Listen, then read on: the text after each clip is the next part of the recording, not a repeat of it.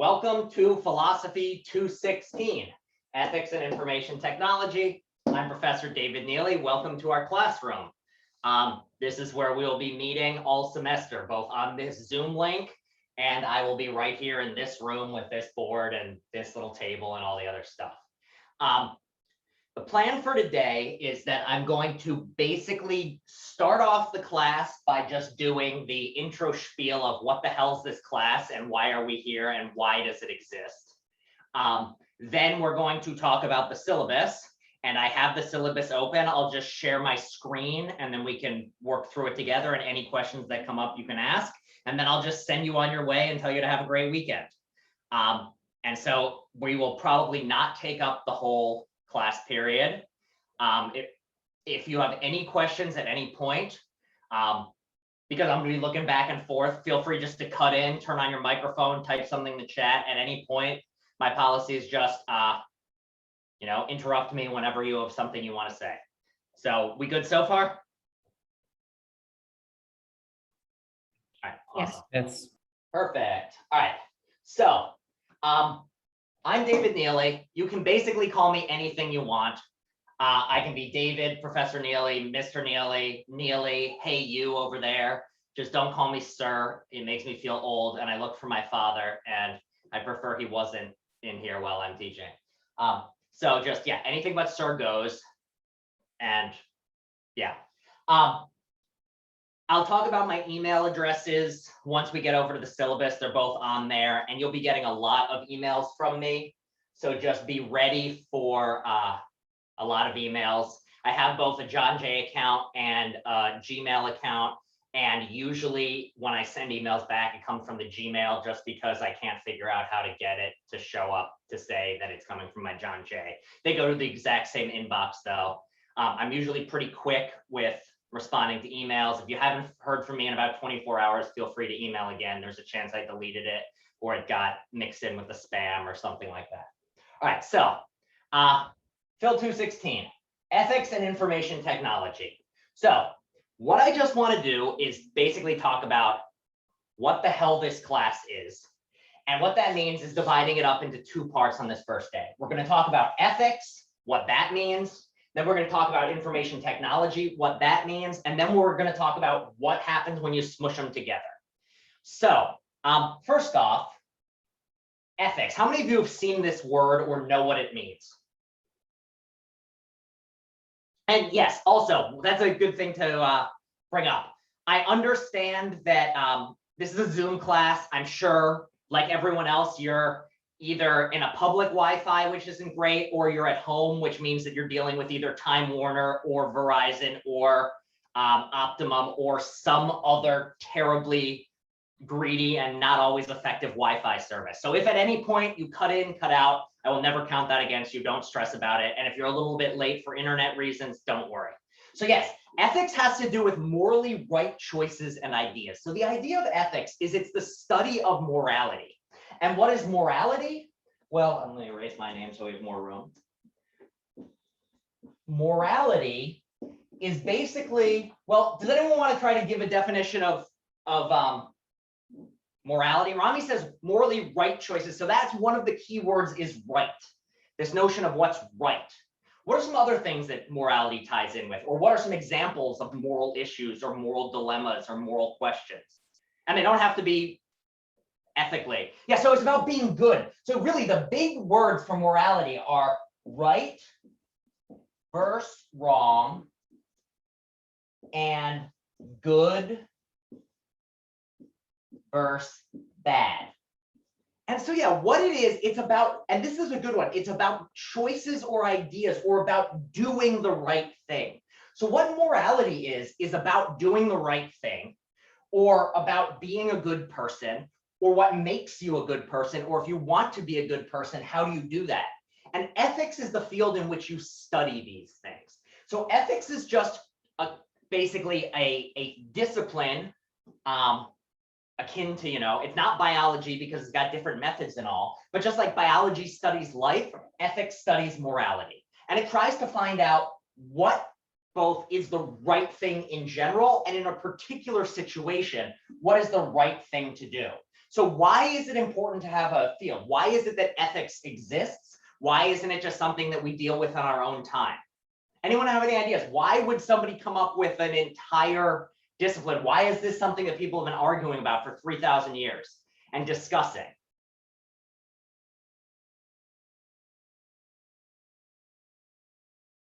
How many of you have been in a situation in which you didn't know what the right thing to do was? How many have been there? You've made one promise to one person and a different promise to somebody else. Yeah, too many times, all the time.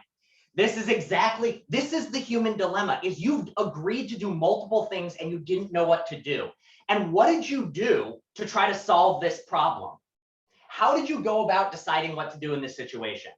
You went to sleep, so that's one thing to do. And when you went to sleep, what was the hope? Was the hope that you just forget about it and the problem would go away? Or was there a different sort of hope to it? Yeah, so one thing you can do is wake up and there's no more issue. So one thing is you can just sleep away the problem, but also when someone says go sleep on it, what do they usually have in mind? What are you supposed to feel when you wake up?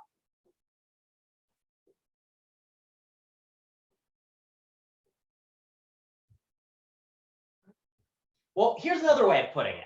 Yeah, so you feel refreshed and you feel more ready to make the decision. And why is it? Clear mind. And here's the real key here, is when you have an ethical question, you can't go into a lab and mix some chemicals together. You have to think about it very hard. So if you need to decide, should I agreed to see my grandmother who's sick, but also my friend just got hit by a car, who do I visit in the hospital? Well, the only way you can decide what to do is you think about it really hard. And so what ethics is it's a field of study that's designed to both let you know how you should go about these decisions in advance, because if you thought, it's sort of like a practice makes perfect sort of thing. If you think hard in advance about what to do in various sorts of situations, and you've thought about other similar situations, then it will be easier for you when you come and deal with new ones that you've not faced before. If you've thought really hard about what to do in a situation in which you have to choose between visiting your grandmother and visiting your injured friend, then you have another situation in which you promise one person you'd go to dinner and you promise a different person you'd go and see their band play. And then you can maybe use the way you went about making one decision to help you decide on the other one. So that's the idea with ethics. It's about thinking about these, what's good, bad, right, and wrong, so that when you get in a situation in which these things come up, you can then think about, or you can be more ready to decide. So the overall goal is to, in any ethical class, to understand more what the right thing is, so that in your everyday life, you can make decisions that you're happy with and you feel okay with, even when people get hurt or even when there's no perfect decision to make. So does that make sense to everyone?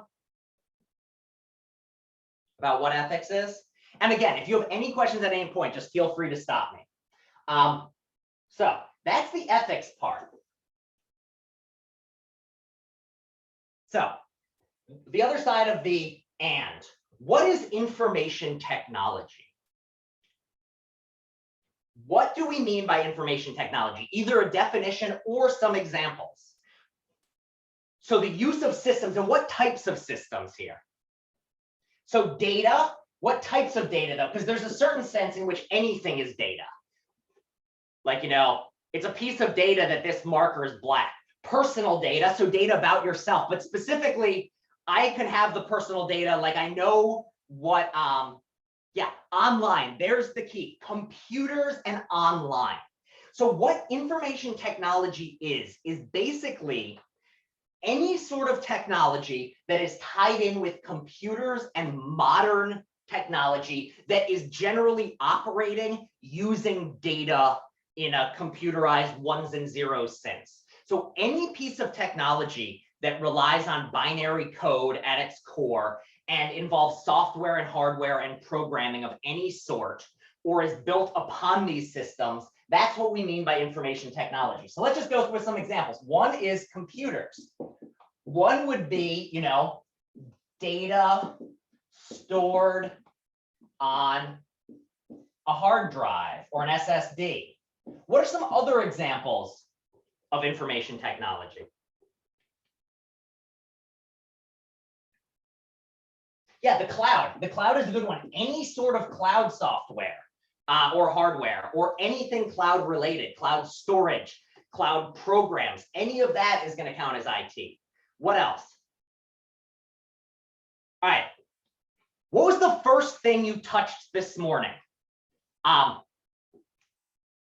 Your phone. That's another one. Yeah, your phone is another thing. If you're like me, your phone is your alarm clock. So therefore, it's probably the first thing you touch in the morning. What are some other types of information technology? Yeah, a laptop, any type of computer, a desktop or a laptop. Any sort of tablet or iPad. And then it also includes things more general like the internet or Alexa. All of these are types of information technology. An Apple Watch, even things like any sort of new like smart device is a piece of information technology. So if your car if you have a car and if your car has some type of cruise control in it, that's probably computerized. That's a type of information technology. If we were on campus, there would be a certain computer system in charge of controlling the air conditioning in the entire building. That is information technology. The targeting systems on drones, that's information technology. You playing a video game with your friends, that's information technology. Plants vs. Zombies, Candy Crush, all of that is information technology. So information technology is really an incredibly broad topic that includes basically anything that is at all tangentially related to computers and the operating of computers or the things that are needed to make computers run and be used in the way we use them. So there's something delightfully appropriate about the fact that this class about information technology is being run across a piece of information technology like Zoom. So information technology, that's what that is. Any questions on what that part of the course is? All right, let's stick them together. What then is ethics and information technology? If ethics is the study of morality and information technology is computer stuff and the study of morality and what to do or what the right thing to do is, and information technology is everything computer related, what then is a class on ethics and information technology about?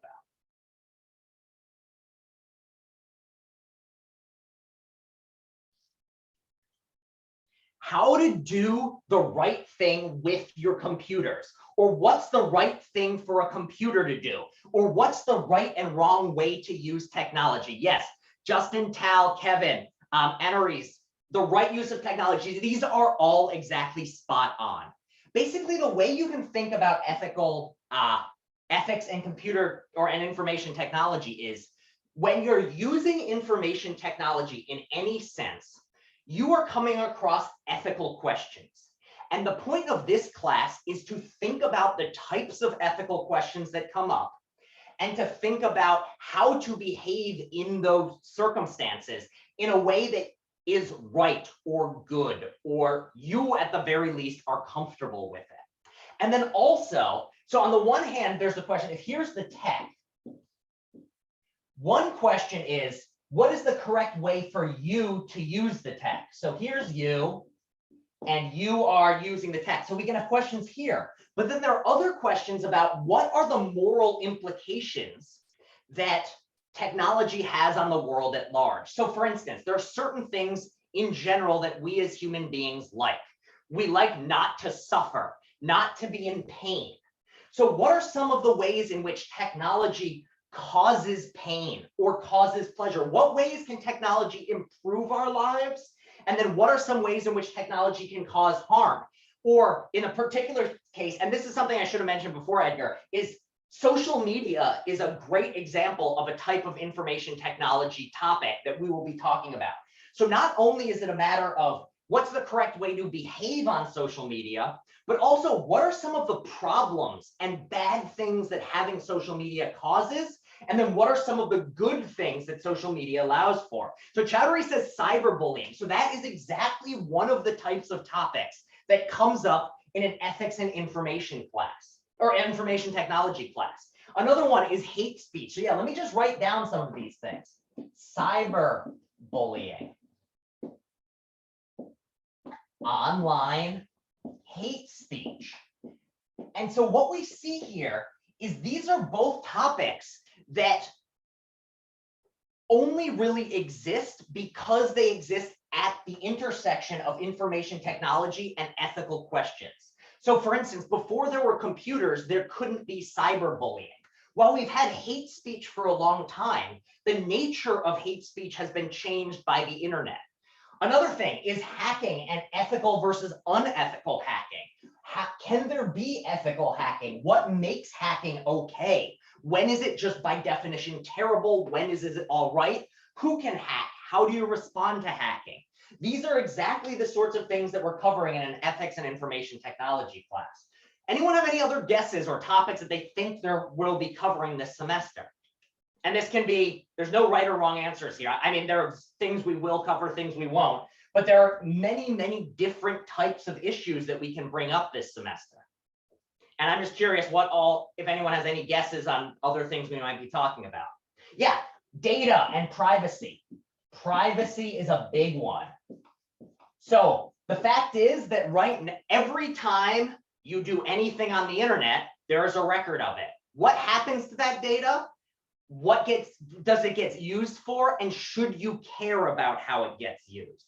So on the one hand, yeah, free services, Rami says free services equals personal data. And that's something we're going to be talking about.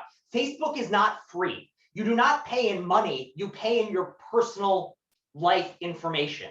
And on the one hand, you might just think like, oh, that's totally okay. I don't mind. I know I'm giving away my personal data. But when that information gets to somebody who then sends you ads because they've noticed that you're going to be more likely to buy something at a certain time of day, and they put that in front of you on your web page in a way that they know will be catered to you, thereby making you more likely to buy something you otherwise would have been. Is that convenience or is that a problem? When you start putting things in front of children and relying on the fact that they like shiny things, how many of you have seen these articles in which like a child who doesn't quite understand how a credit card works gets their hand on their parent's phone and ends up spending $100,000 on Candy Crush or something else? Have people read about these things? Like these, yeah, these are things which happen all the time, where like, on the one hand, this is like, all right, well, is it the parents' fault that they didn't keep their kid closer to the phone? Or is it the company's fault for targeting kids and including this in their business plan? A lot of these things, like phones are designed. Why is Instagram designed the way it is? Why is it that you have to scroll down and then you get another picture? Does anyone know what it is about this? Like, why would they not have all the pictures laid out like this? And I mean, they do if you first get there, but once you're on your feed, why is it one picture at a time that you have to scroll down for? Does anyone know? Or can anyone take a guess? So one is for room for ads. So that's definitely part of it. Exactly. The idea is that they hide some from you. And then the way the human brain works is we've got a system that basically gives us a reward when something good happens. It's a very low level animal reward. It's basically you get a kick of dopamine every time like something good happens. So like, you could be playing a video game, or you can be shooting a basketball, or you can just be like looking for a source and you finally find it. And there's that like moment. That's literally the brain chemicals kicking in and giving you a reward, which makes you more likely to want to do it in the future. So by giving you a picture one at a time, what Instagram is doing is it's exploiting the fact that by looking at one at a time, every time you scroll, you're getting a kick of actual physical good neurochemical feelings, so that you are then encouraged to do it again and do it again. So it's literally designed to make you more likely to get addicted to it. Is that a problem, or is that just the way the world is now? Also, yeah, there's so many apps that are tracing what you need and what you want. So for instance, any one of you, if you were to discover one morning that you exit your door and I'm standing there and I'm just like, hi there, and that everywhere you walk that day, I follow you, and I have a piece of paper and I write down every single thing you do, how would that make you feel? Wanted? How else? Uncomfortable, very uncomfortable. So you would mind if I did it. And yet that's what's happening to you every day. Google is collecting actually more information on you every single day than I could by following you around, because I can only write down what I see you do. Google can see the things which you thought about doing but didn't actually do. So if you look to buy a new Apple Watch and decide not to, your Google search will write down that you were thinking about buying that thing. If you're just thinking about that in your head, I can't know about it if I'm following you around. So there's this thing of like, you don't want me following you around, but Google's tracking you much more than I ever would, or even could. The best stalker alive today, or the best stalker alive 50 years ago, could never get the information that Google gets about you on a daily basis. Should you be worried about that? Should you be okay with it? Why is it that we care if there's a stalker, but we don't care about Google? Should we be worried that anytime you sit in a coffee shop and you start having a conversation with a friend, somebody sitting nearby can listen to what you're saying and find out who you are and where you live quickly by picking up a couple things about your conversation? I bet if I sat next to you in a coffee shop and listened to you talk to a friend, within half an hour, I might be able to find out who you are and where you live just by typing parts of what you say into Google. These sorts of things. So, and again, everything is free, a free service, so there has to be a cost. Should we be worried about it? Should we be more concerned and want more regulation over this? Or as Tiffany says, you can't see Google. So a question you might have is, does the fact that you can't see Google matter? Should it matter? These are the sorts of questions we're going to be looking at this semester.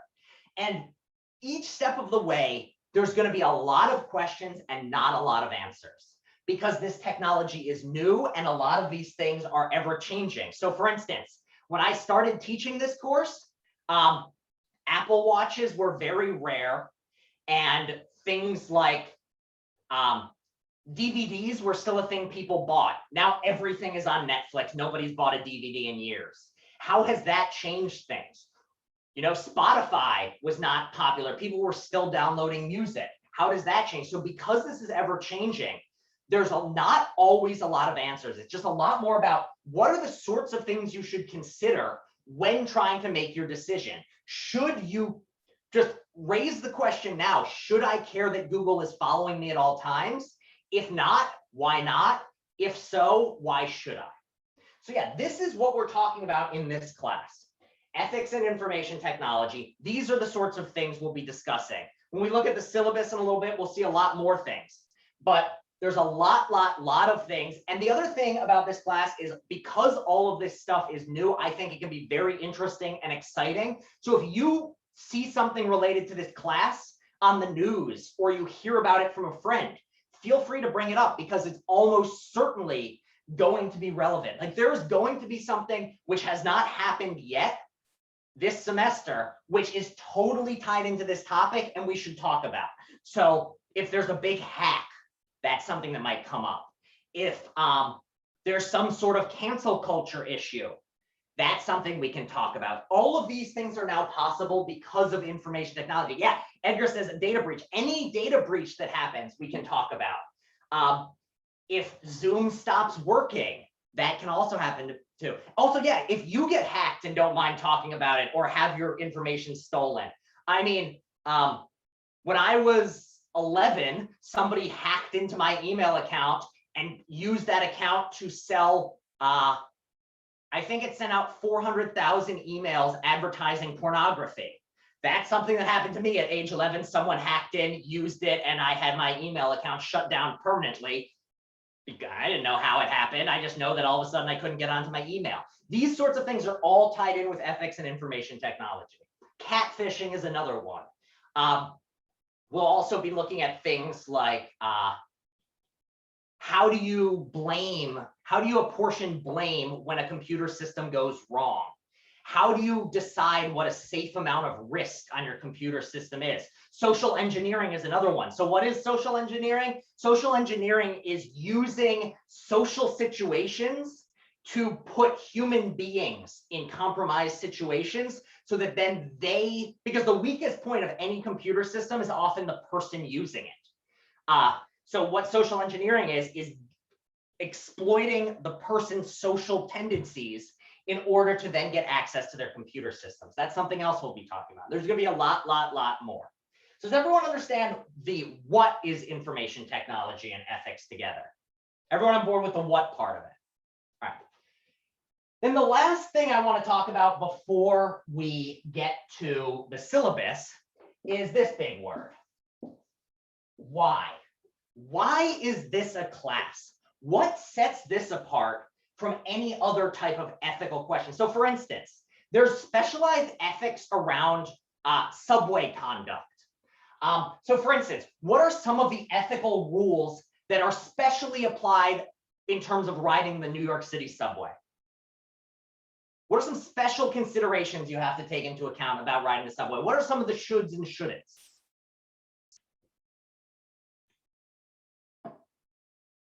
Yeah, don't be too loud. So that's something. Don't be too loud on the subway. If you're having your conversation just screaming the whole time, or you come in with a giant boombox, how many of you hate it when somebody starts their like daily show on the subway and you can't read your book because somebody's got their Bluetooth speaker blaring? Yeah, many people find it very frustrating. And so, yeah, that's like, why is that wrong? That is an ethical question we could ask. What are some other subway related things that you should and shouldn't, or good subway behavior versus bad subway behavior? Smoking, yeah, don't smoke on the subway. Don't do drugs on the subway. Don't take a poop on the subway. All of these are ethical issues around the subway. But here's the question, then, if there's ethical issues around subway behavior, why don't we have a class that's called Ethics in the Subway? What's the difference between ethics and information technology as opposed to ethics in the subway? Or grandma ethics? How to behave ethically with a grandma? That's not a class. Or the ethics of playing in a fantasy football league? Why isn't that a class? What is it about information technology that leads to it being a class when all these other topics are not? Anyone have any ideas? There's a few things I want to bring up, but does anyone have any thoughts about technology? So this is the first one from Rami. Give me 1 second to sip of water.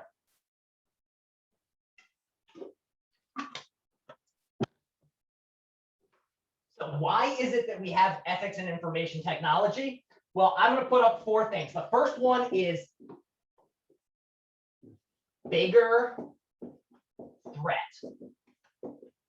2 is it's new. 3, yeah, so these are the first 2. So let's work through these 2. So bigger threat. Why is technology a bigger threat? What is it that allows technology to be a bigger threat than, say, the subway ride? I'm gonna put constantly changing along with new.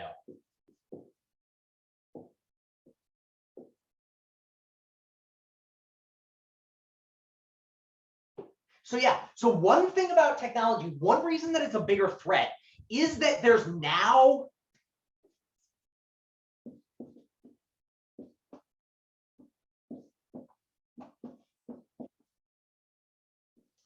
one reason is that basically one thing is anonymity. One thing is it's easier to get away with stuff now than it ever was in the past.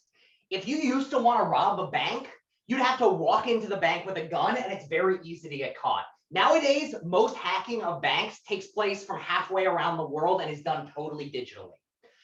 Another issue is because so much of our data is online, it's so much easier to get it. Identity theft has always existed. You can always just put on a fake hat and fake glasses and pretend to be someone else. But it was much harder to get away with it because all of our interactions were face to face. For instance, if I were just emailing you, Chowdhury, I'm picking on you because you're in the top left corner. I could pretend by email to say, hi, I'm Chowdhury. I'm in your class. Can you send me the homework? If you don't see me and my email address says Chowdhury on it, then there's a good chance I can get away with it. If I walk up to you and if I try to walk up to Chowdhury's friends and say, hey, I'm Chowdhury, give me some lunch money, they're not going to believe me because I look nothing like him. But on the internet, I can get away with that because I'm anonymous. What's another issue with bigger threats? Well, let's compare. On the first hand, what seems worse? Buying a badly designed it's the best way, security system, badly designed computer security system, or murder, violent murder with your teeth. Now, gut feeling, what's worse? Being a company who decides, you know what, we're going to cut corners and we're going to buy a badly designed computer security system, or to violently bite someone to death with your teeth. Like you literally walk up to a stranger on the street and you chomp them to death.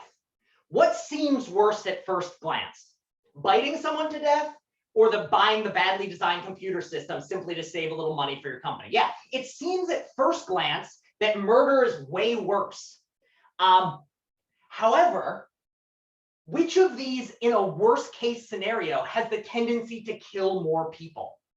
Which of these is actually capable of causing more death? And I'd say the first one, buying a badly designed computer system to save money. Why? Why does this one actually have the potential to cause more damage? Well, what is this computer security system attached to? What sorts of things require computer security systems these days? An easier question might be, what doesn't require a computer security system? So, one of the many things that requires a computer security system is hospitals, because hospitals have all your records. And one of the things that has been happening with hospitals is what? What has become rather common in the past 2-3 years to happen to hospitals? Does anyone know? It has to do with computer security systems. It's not just that your information gets leaked. Does anyone know what's been going on with hospitals? There's been data breaches. So people have been getting in and taking the data, and those can be bad in the long term, but in the short term, anyone know? How many people have heard this term, ransomware?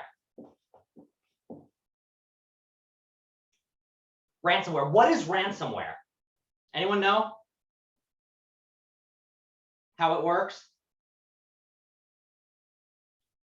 Yeah, so basically what it does is you get into someone's computer and you encrypt all the data so that the person whose computer it is cannot access that computer or get access to the data unless they pay you money. And then you unlock it. Usually it's done, you pay them by Bitcoin. So for instance, I can be working on my paper and then all of a sudden somebody ransomware attacks me. My whole computer shuts down and I get a message that just says, send this many Bitcoins to this account if you ever want to open your files again. So why is this such a big deal and why can it lead to damage? Well, one of the main places that is getting targeted are hospitals. People are launching ransomware attacks on hospitals. Why? Well, not only do hospitals include your private data, what else is being done on computers in a hospital? Think about being in a hospital. What sorts of things are operated by computers in the hospital?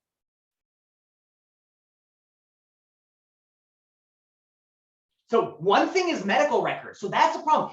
You get into the doctor and you're in the middle of surgery and are unconscious. And now they can no longer see what medicines you're allergic to. Your heart is open on the table and they don't know whether they can give you this medicine or that medicine. You can literally die. And if there are 7 surgeries going on in the hospital at once, this ransomware attack can put 7 people's lives at risk, and people have quite literally died from this. Another thing is medical equipment.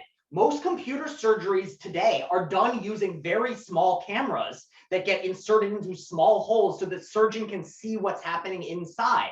Imagine if the feed cuts out mid-surgery. And that is something else that can happen. If the computer system on a hospital gets shut down, then you can no longer do the surgery. Somebody might be waiting to get a life-saving kidney transplant, and all of a sudden the hospital tells them, we cannot do your surgery today. Another thing is, yes, the hospital itself, doors can shut down. And so you might not think of this as like a major thing, but the fact is, hospitals, because what is a hospital designed to do? Hospitals are designed to take care of people and make sure they're safe. They are not designed to have brilliant computer systems. So very often a single system will include, it's not like they're compartmentalized, like a US government organization will be set up so that if there's a security breach in the FBI, it's not, or even one division of the FBI, it's not going to spread to the CIA or even another division because everything is an enclosed network. A hospital is going to be one big open network because their number one concern is to make sure that people's surgery goes well, not to make sure that somebody's not hacking into their computer systems. If you go into a hospital, oftentimes you still have people who are like running Windows 2000 because they have never bothered to update the computer system because they don't need especially powerful computer systems for what they do. However, that leaves them open to these ransomware attacks. So on the one hand, you might think like, oh, it's way better to bite somebody. It's way better to just, cut some corners on a badly designed security system than bite someone to death. But in truth, if you bite someone to death, you kill one person and cause their family a lot of distress. If you screw up with a computer system, it has the potential to kill many more people. It could be totally fine, but it could be way worse. Other sorts of things that are computerized, nuclear power systems. What happens if a nuclear power system shuts down? What happens if there's a meltdown in a nuclear power system? No electricity, but more importantly, if it's nuclear, yeah, Edgar puts it right, boom. How many people have heard, yeah, Godzilla is born. How many people have heard of Chernobyl, the city in Ukraine? It had a nuclear meltdown in like 1987, and there's still nobody living there. It is still unsafe to live within like 30 miles of where the nuclear meltdown happened. That sort of thing can now be charged by computer systems going awry. So that's the thing. Why is a computer system a bigger threat than a subway system? Well, if you're being rude on the subway, the worst that happens is you're annoying someone. Maybe on a subway, you could kill one person. Maybe at the worst, if somebody really went off the walls, a subway could be derailed. However, because of the nature of everything being interconnected, when something goes wrong on a computer, could be a minor issue, could be that your Word document crashes and you can't save, or it can cause a nuclear meltdown. And so this is one issue, is as computer technology gets more and more and more integrated into every aspect of our lives, it has much more chance to do damage. So other areas that have specialized classes, so if you're a doctor, you have to take a medical ethics class. If you are a lawyer, there are legal ethics classes. So anytime the stakes get higher, there's more reason to have a class about it. So that's the first reason, it's a bigger threat. And then here's the second one, which kind of ties in with the third. It's new and it's constantly changing. So why does this matter? Why does the fact that something is new matter so much? Anyone have any thoughts while I take another sip of water?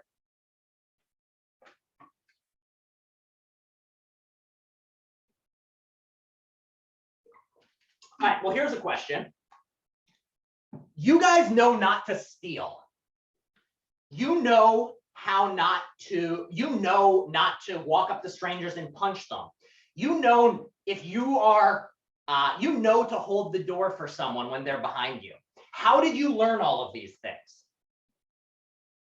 And Tal's on to the point with your statement here. You learn through experience, or in the most basic sense, how else do you learn? How did you personally learn not to steal? You probably don't remember this, but who was probably responsible for telling you what to do? Your parents, yeah. Your parents, your grandparents, an authority figure, somebody older than you taught you about it. Or you experienced it yourself. So you had your toys stolen as a kid. You saw how much pain it caused you, and you now know not to do it. But with computers, because they're new and ever changing, you don't have that experience. And more importantly, your parents don't have that experience. The fun part about technology is the people who understand it the absolute most are the people who grow up with it. This is why all of you will be better with computers than I will ever be, because even if I continue learning every single day, you grew up with it in a way that I didn't. I grew up before I had a cell phone. Those of you who are younger than me, you grew up, you watched things on an iPad from a young age. You understand the technology. Somebody my father's age, he can hardly figure out how an email works. And the issue is the degree to which he doesn't understand is so basic that it's hard for him to even understand what the ethical issues are. So if he can't understand what the ethical issues around a computer technology is, he can't teach you how to do it.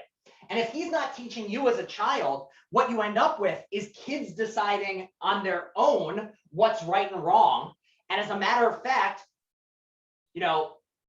10-year-olds using a computer might be doing things that at that age they don't even realize is necessarily a bad thing. Or they might not even realize they're breaking the law. Because to them, who understands the technology, who's not taught by a parent, because a parent can't teach them, there's going to be all these sorts of questions that there's all these new questions arising that didn't exist before, and we can't fall back on our parents' teachings or prior experience to learn. We have to think about it brand new. So for instance, one thing which is causing a lot of legal questions and a lot of legal problems is sexting. Why is sexting causing legal issues? Does anyone have any guesses as to why there's all these legal bombshells and minefields around sexting? And everyone know what I mean by sexting, right? Yeah, age differences. Daniel's exactly onto this. The issue with sexting is, how do you apply the laws around underage pornography when the person who's sending the photo is doing it by choice, and then the person they're sending it to, they don't know? If you receive a naked image from someone who's 16 but claims they're 18, are you engaging in child pornography? And are you therefore a sex offender? The law doesn't know what to do. And why is this coming up? Well, because no one thought to, somebody with a smartphone, when sexting started becoming a thing, the adults were not thinking about, is my 14-year-old going to send a picture of themselves naked to another 14-year-old? So these things happened, and then all of a sudden you had these issues of 16-year-olds showing photos of themselves naked to 20-year-olds, and then the 20-year-old being charged with soliciting child pornography, and the 16-year-old being charged with distributing child pornography, which is a pretty hefty sentence. And so these are the sorts of things that come up. And this also goes on with the no laws. Is one of the issues here is that all the laws we have, or most of the laws we have, were designed in a pre-internet age. And the amount of time it takes for the laws to catch up. So one of the main ways we know what to do and what not to do when all else fails is you just see what the law says. You see whether the law says one thing's allowed or another thing's allowed. However, with a lot of these computer technologies, the laws that are being applied to your computer technology were designed for an earlier age and get applied in very strange ways. So to someone alive today, the difference between actually putting small children in sexually compromising situations and forcing them to partake in sexual acts versus a consensual sexting between a 14-year-old and a 15-year-old, in your conceptual mind, you might think like those are clearly different. A 50-year-old man taking pictures of children age 5 in a sexual way is clearly different from two 15-year-olds sending each other nudes. And yet, because the law is old, it gets applied in all these ways that don't seem to make sense from a common sense perspective. So not only are there no laws, the laws we have don't apply especially well, which means that very often there's two sides of it. One, you have to think about the laws to know what would seem totally fine, but is actually illegal and you might get in trouble for. Also look at the things which are deemed legal, but you might have to think, well, maybe we need new laws. We need to think of new things, because the fact is people are getting away with stuff thanks to this new technology that they never could have done, and there's no laws to stop them from doing. So we'll be talking about hate speech is another one that will come up. Anything around privacy issues is a lot of the privacy laws that used to exist no longer seem to make sense in a modern world. So for instance, I can never remember I think it's the Fourth Amendment of the United States Constitution. Does anyone know what the Fourth Amendment says, or what the Fourth Amendment requires you to do? I think the fourth one. Anyway, I don't, screw the numbers. What is a warrant in a police context?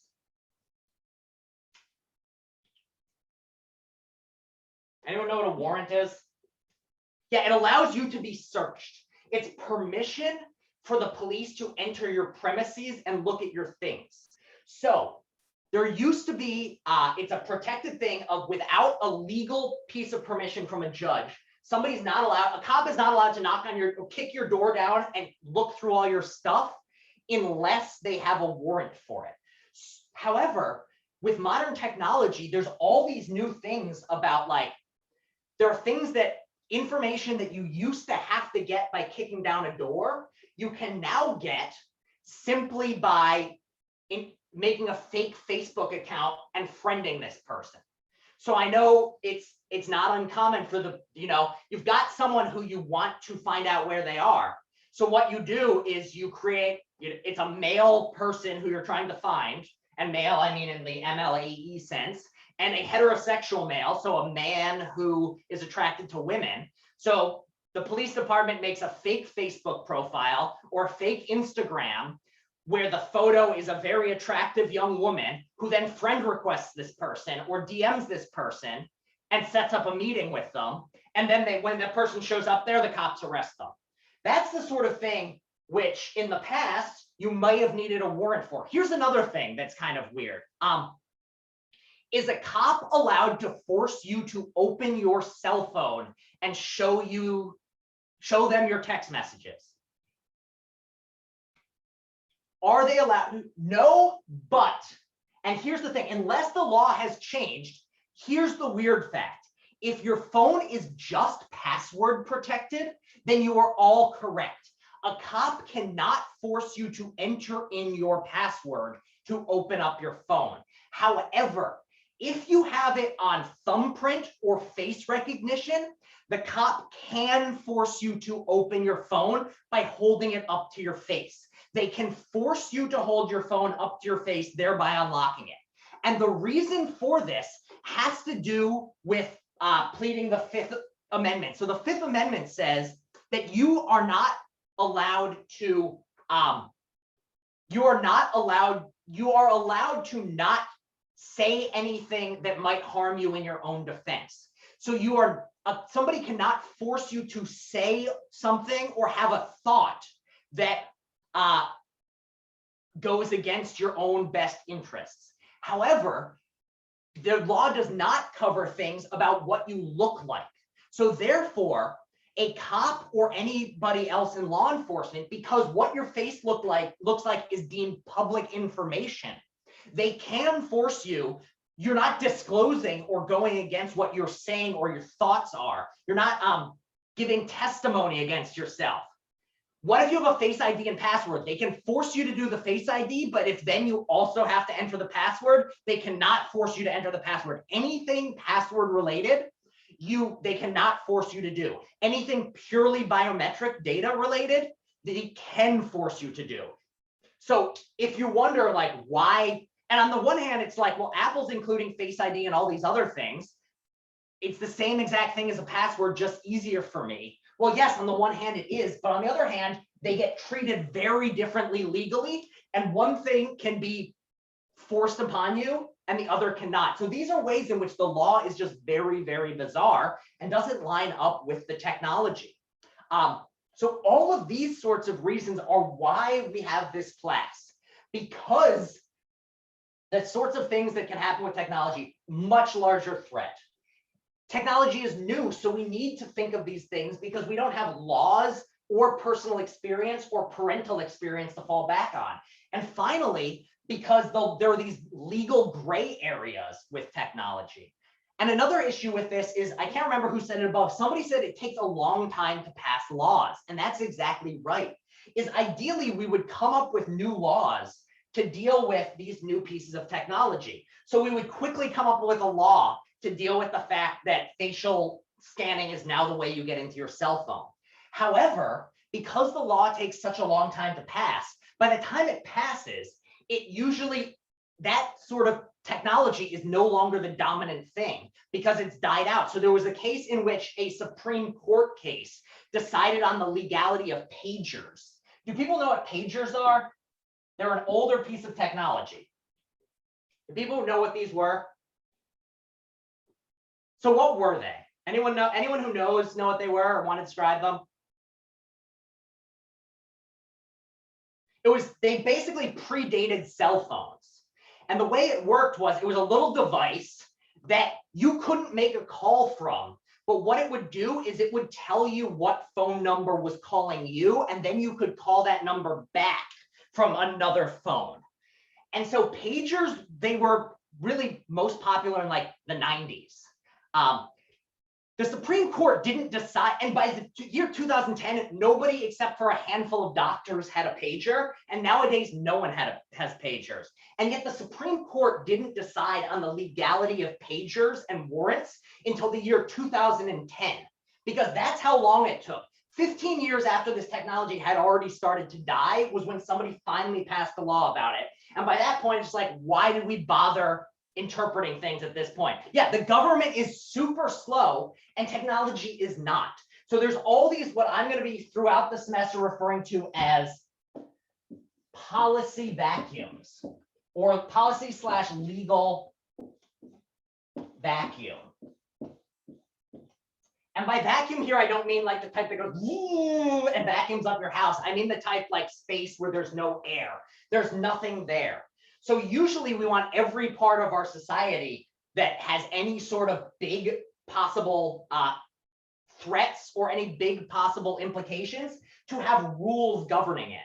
However, around modern technology, there are these big vacuums where things do not get passed fast enough. So instead, we need to decide now and think about what needs to get done moving forward, or given that there's no laws, how should you behave? Because you might not be doing something illegal and yet people might die from it. You might not be doing something illegal, but people's money will be getting stolen because of decisions being made. How can you think about the implications? Or, you know, it's not illegal to catfish someone on the internet, but you can break their heart. And so what is the problem there? Should you think catfishing is wrong? Is it ever okay? And the law isn't going to tell you an answer. So you need to think about it very, very hard. All right, that's everything substantive I wanted to talk about today. That's what this course is and why we're doing it, and some of the things we'll be talking about all semester. Are there any questions at this point on any of that stuff? Otherwise, I'm going to share my screen and we're going to jump right into the syllabus, power through the syllabus in about a half hour, and then I'll send everyone on their way. So we're good to go? All right. Let me know if once I start trying to share the screen, if it actually is showing up. Share. All right. Can everyone see this? Yes. Awesome. Okay. Let me just set this up. And I have the chat open right now. So if you want to ask me any questions by chat, feel free to do that. I will see it. It's right next to the syllabus. All right. So here's our class, Ethics and Information Technology, Philosophy 216, Section 02. It is the fall of 2021. We are going to be meeting at this time slot every Friday that CUNY has class. And we'll be meeting on Zoom, and specifically this Zoom link. This Zoom link is going to be set up for the whole semester. You don't have to worry about learning other links, anything like that. As I said, this is me, David Neely, and here are my either email address. Either one works, they go to the same place, but if you get a response back, it's probably going to be from my Gmail because I find Gmail easier to use. My office location, because we're on Zoom, is also going to be Zoom, and my office hours are by appointment. So what that means is if at any point you want to meet to talk with me this semester about anything, shoot me an email. I'll set up a special Zoom link and we can talk about anything. for however long you want. It can be just general stuff about the class. It can be paper related. It can be particular things you don't understand. Really anything you want to meet about, I'm happy to meet about. It can be stuff like you're having personal issues and you missed a couple classes and just want to let me know. All of that is fine. Again, here is the Zoom link. You're all here today, so you all found it okay. That's all the basics. Any questions thus far? I think that's all pretty straightforward. And again, everything that's on this syllabus, including the syllabus itself, can also be found on the Blackboard. All right, remote logistics. Online learning is difficult. Internet cuts in and out. Sometimes you can be here, sometimes you can't. Therefore, I will not be taking attendance officially.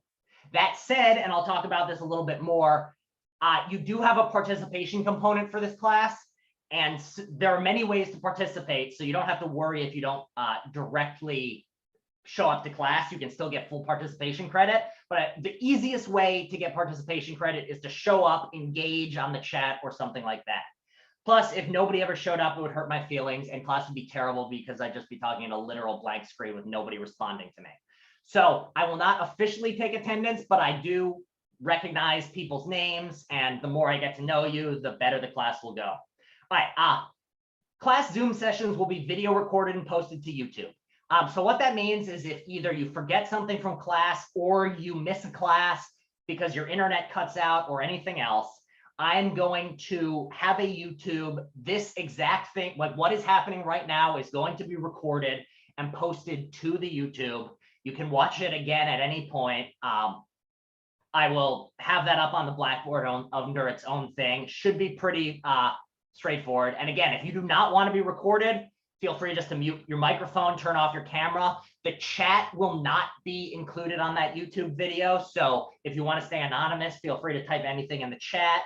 And it's just going to be the video and audio recordings.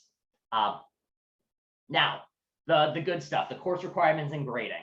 So basically, the main things on the semester for grades are 2 papers. There's also going to be weekly discussion questions. I will be posting all of them for the whole semester. And they are basically, well, I can talk about those right now. There's going to be a single question or 2 questions posted to the Blackboard. You just have to answer them, and the answers will be due by the end of the day Thursday, so I can look at them before class starts on Friday. They're going to be related to the reading that was for that week. So it's basically just to make sure you've done the reading, or at least done some of the reading before class begins on Friday. They're graded pass, fail, and as long as you make an honest attempt, you will pass. So for instance, if I ask you a question about, say, hacking, and you start by talking about a time you were hacked and it doesn't directly answer the question, but it's kind of related, you'd get a pass. If, however, you just start describing to me that your dog is the cutest dog in the whole world, you wouldn't get a pass. So just make sure you're giving an honest attempt. Or if you just like hold down the F key 1,000 times, also not going to pass. If you just start sending me Twitch emojis, not going to pass, or Twitch emotes, not going to pass. But other than that, like, it's straightforward. Don't stress about it. It's just to make sure that you are following along. And there's a total of 11 discussion questions, and you're only graded on 10 of them, which means you can skip one of them with no penalty. You do not get any extra credit for doing all 11, but you might want to be kind of careful around the ones you skip. Save it for sometimes when you know the semester is going to get crazy. All right, papers. There's 2 papers for this class. Each one's going to be 3 to 5 pages, and we'll be talking a lot more about them closer to paper time. 3 to 5 pages is going to be a loose suggestion, though. If you're a little under, that's fine. If you're a little over, that's fine. If you're a lot over, as long as it's not because you're rambling, that's fine. And you turn them in on the class Blackboard. I have a way about naming the title. Each day a paper's late, you'll lose 1/3 of a grade. So if you turn in a paper 3 days late, the highest grade you can get is a B. I do not offer rewrites on papers. I'm happy to look at drafts before they're due, and I'll discuss this more closer to paper time. But basically what it is I give a deadline of about 3 days before the paper's actually due. Up before that deadline, you can email me an entire draft as many times as you want, and I will give you feedback on that draft and send it back to you. So for instance, if 2 weeks before the paper's due, you've got a very rough draft, send it to me. I'll give you comments on it and I'll send it back. Then you want to rewrite it and send it to me 3 days later. I will give you comments on the next draft. So you can keep workshopping your papers as long as it's before the papers are due. And I need a few days before they're due so that I have time to grade them, look them over. So usually if the papers are due, I think they're usually due on like let's see, when is paper 1 due? Paper 1 is due on a Thursday. So what it'll probably be is if you get me the paper by the start of the day, Monday, or the start of the day, Tuesday, something like that, or the middle of the day, Monday, I'll give you full credit on or I'll look over your draft and you don't have to worry about it. All right. Often there's questions about papers. So let me pause right here. Does anyone have any questions about papers? Again, do not stress about them right now. The first one is like a month and a half, 2 months away, and we'll be talking about them a lot more before it begins. All right, no questions. Then I will now discuss participation. Just to make sure people are still there, right? I haven't crashed. I just want some confirmation that I'm not talking into the void. Okay, good. Thank you, Justin. All right, just making sure. Don't feel you have to say anything. I just wanted to make sure that I was not talking to a blank screen and that I lost internet and everything was down. All right. Participation is the percentage of the grade, 10% will be based on active participation. But active here is really just passive participation, which basically means any of the following counts as participation.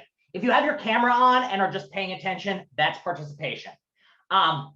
If you do not have your camera on, but you're still engaging using the microphone, asking questions, answering questions, that's participating. If you ask or answer questions in the chat, like all of you who just said yes to my question, that's active participation. That counts. Spamming the little Zoom emojis as I lecture. So I don't remember who it was before. Somebody used the laughing emoji. That's participation. Even if you miss every class and you never are here. Yep, all of you, great work. Tiffany, Justin, you are getting participation just by using the emojis. Like that is, I basically just want you all to be an active participant, and that is active. Lastly, even if you miss every class, you can still get high participation if you just email me questions outside of, when did they add the poop emoji? That must be a new Zoom thing. I feel like last semester there wasn't a poop emoji. But Zoom, getting ever better. Now we can poop emoji each other during class. You can use any emoji as a reaction. Oh, that's exciting. It must have something to do with like what version of Zoom you have. Maybe download the newest version. Maybe I don't know. Zoom is complicated. I'm not a computer programmer. You all are though, so you can teach me. Anyway, so yeah, even if you're emailing me outside of class time with questions, or you set up a like office hour meeting, all of that will count as participation. So really, do not stress about participation. Is very basically, as long as you're making some honest attempt to in some way engage with me and show me that you are a living, breathing person, you will get participation for this class. All right, the readings. So you do not have to spend a cent on this class. The first ethical question of the semester you have to ask yourself is, what are the ethics of taking this textbook that my professor downloaded, quite possibly illegally, and posted to the blackboard, probably against the laws and morality? Should I download it? You're welcome to buy this textbook if you're somebody with stronger morals than I have, but I'm not a good person, evidently, and I will give you all the readings for free, and just don't tattle on me. So yeah, all the readings are either going to be things from this textbook, which I downloaded, or are going to be extra readings that I have made PDFs of and sent your way. And so the way this works on the schedule is anything that begins with, so the way a week works is at the top is going to be the week number it is, and then what the topic for that week is. So for instance, week 3 is Intro to Ethical Theorizing. And then on the Thursday before, you'll have discussion post 1 due. So that's going to be 2 weeks from yesterday. And then for class, we're going to be discussing this reading. So this reading right here, Untitled Chapter 2, Ethical Concepts and Ethical Theories, these page numbers are what are to be read for this class, September 10th, and are going to be the reading that discussion board post 1 is about. So this question here will be about this reading, and read this before this week 3 class. So that's how the readings work. Any big picture things like the fact that we have no class next Friday is also listed on here. So after today, I will not see you for 2 weeks. I will see you again 2 weeks from today. And on that day, we will begin jumping into the actual class material. But for now, that's this stuff. I also have listed on here when papers are prompts are posted. So the first prompts will be posted October 11th, and then they will be due on October 28th. And this means that you'll have 2.5 weeks at least. Often I'll even post them before that to look over your papers. Another thing is we will be spending an entire class talking about how to write papers. So if you've never written a paper before for a philosophy class and you're worried about it, we have an entire class in which that's all we're going to be talking about. So do not stress about the papers until we get there. I will be providing you with sample papers as well of what a good paper looks like, what a bad paper looks like. So by the time it comes paper time, it shouldn't be too crazy. Also, if there's any reading that has 3 little asterisk stars and then a number and then something else, this is a supplemental reading, which is also posted on the Blackboard. The number in front is just the order in which they're coming up in the semester, not the week they're for. And the reason I do that is simply because I'm a bit of a neat freak with my computer folders and like things in chronological order. So it's entirely selfish and it's probably more confusing. But so for week 5, not only do you have to read these 6 pages in the textbook, you also have to read this short thing by Daniel and this short thing by Washke on personal cybersecurity. The PDFs are included on there. If you have any questions, any trouble downloading them, just let me know. So any questions then on the schedule? And if at any point any questions come up when you're reading this over in your own time, feel free to email me, anything like that. I'm around and I will be checking. The only other thing I wanted to highlight is 1, we do not have class November 26th because of Thanksgiving. And then the second to last week of class, I forgot to include when the final papers due. The reason why being I haven't decided yet whether it's going to be due on the last. Oh no, there it is. It is there. It's due on the last day of class, so you don't have to worry about anything during the finals time. The second to last class is going to be topic TBD. About 2 weeks before that, or maybe 1 week before that, basically the class before Thanksgiving. At the end of it, I'll go, all right, we've now covered all the things I wanted to make sure to cover. What else is interesting to you all? If you want to talk about whether computers can be people, we can discuss that. If you want to discuss self-driving cars and self-directed soldiers, we can do that. Do you want to talk about more topics on cybersecurity? We can do that. Do you want to talk about cyber terrorism? We can do that. It will all open it up. And if there's anything you want to talk about, we'll discuss, see what people want to discuss, and that's that. So if there are no more questions on the schedule at this point, I will move forward to here. Now, one last thing, the discussion board questions are not up yet. I will be posting more or less all of them for the semester, or at least the first half of the semester, in the next day or so. And so feel free to get them done ahead of time. Again, they're pass fail. You'll know whether you passed when you turn it in, because if you tried, you passed. If you didn't try, you didn't pass, is basically what it's going to come down to. And they are going to be up on the Blackboard. If you have any questions or issues with that, just let me know. All right. Lastly, the final 3 things. Number 1, academic integrity. This is where you can't see my face because I'm hiding behind a shared screen, but it's very serious and strict looking. And long story short, don't plagiarize. If you do plagiarize, 1, it's easy for me to tell. 2, I have to fail you on it. And 3, I have to then fill out a bunch of paperwork and report it. And then, so not only also, I've never gotten a plagiarized paper that was actually good, because the amount of effort you have to put in to respond to one of my weird prompts and plagiarize just leads to something which is not good. So do not plagiarize is the short answer. However, because of this, I also want to say something. I didn't include this on the syllabus, but I'm going to be saying it throughout the semester. Basically, there are many teachers out there who really care about hard deadlines and making sure you meet them. It is a skill that every one of us must learn to succeed in this world. You need to know when there's a hard deadline, and you need to be able to meet that deadline. However, there are many other skills you also have to learn, and I'm one of the people who doesn't care as much about deadlines.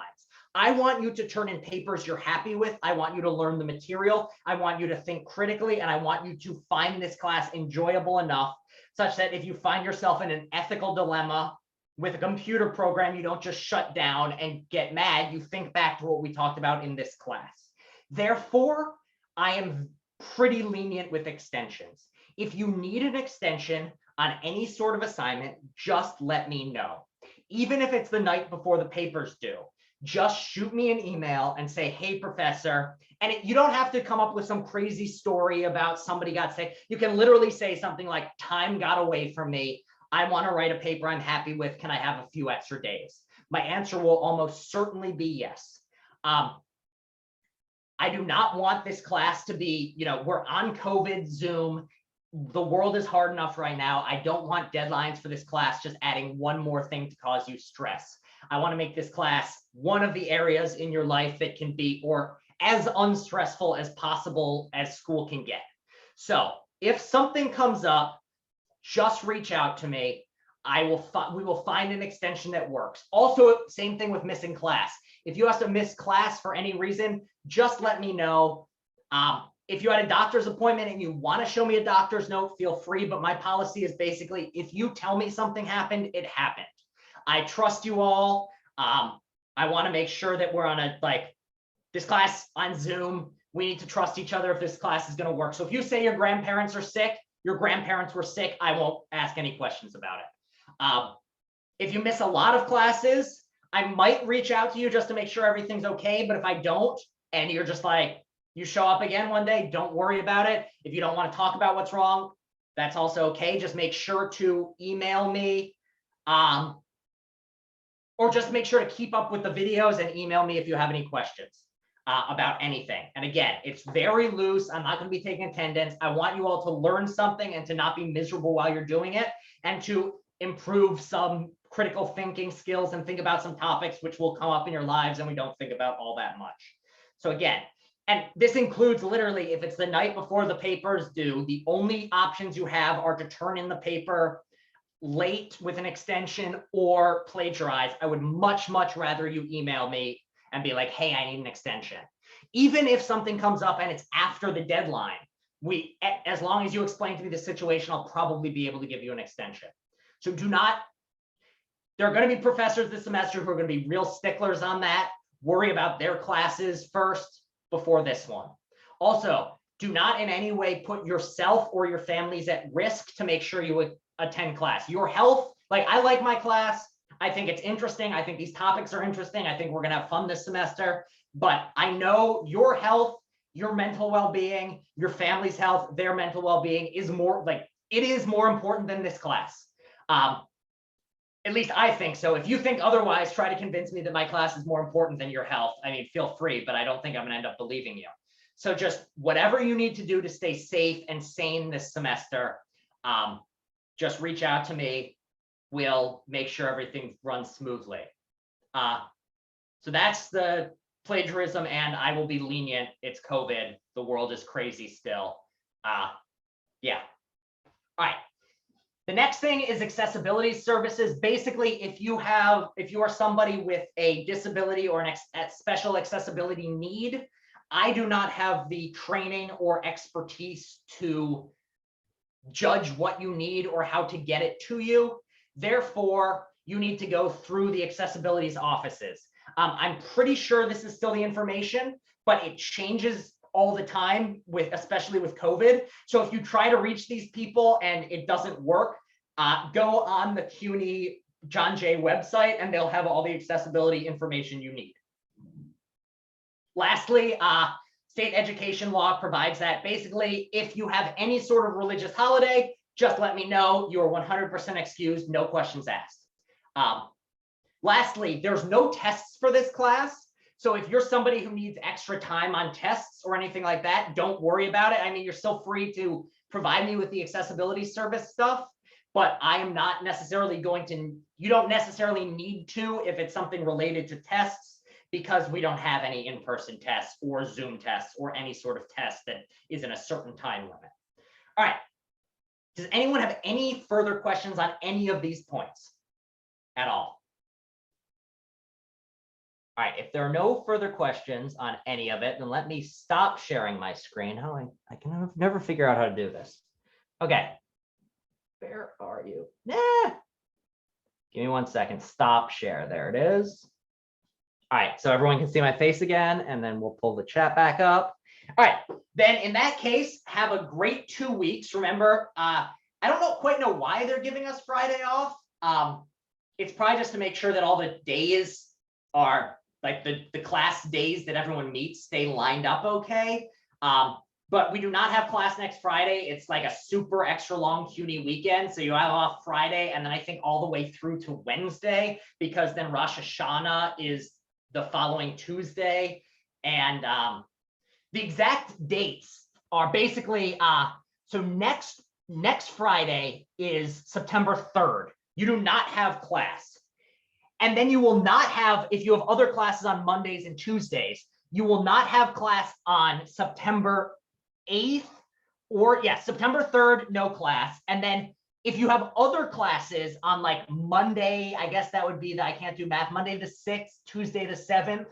And then I also think it might be that Wednesday the 8th. I'm pretty sure this campus is closed all those days. So you get like